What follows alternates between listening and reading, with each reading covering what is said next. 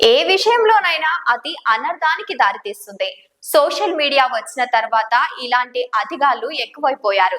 కనిపించిన ప్రతి దాన్ని వీడియో తీసి సోషల్ మీడియాలో వైరల్ చేస్తూ లైక్లు, షేర్లు, సబ్స్క్రైబ్లు, కామెంట్ల కోసం ఎలాంటి పని చేయడానికైనా వెనకాడడం లేదు.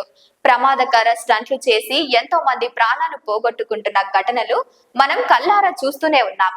ఈ నేపథ్యంలోనే సోషల్ మీడియా వచ్చిన తర్వాత ఒక్క రోజులోనే స్టార్లుగా మారారు వారు ఎంతో మంది ఉన్నారు. కొందరు తమ టాలెంట్ తో ఓవర్ నైట్ లో స్టార్లు మారుతుండగా మరికొందరు తమ అందంతో నెటిజన్లను కట్టిపడేస్తున్నారు. ఇలా అందంతో ప్రపంచాన్ని తమ వైపు చూపేలా చేసింది మోనాలిసా. ప్రస్తుతం ఉత్తరప్రదేశ్ లోని ప్రయాగ్రాజ్ లో మహాకుంభమేళ జరుగుతోంది.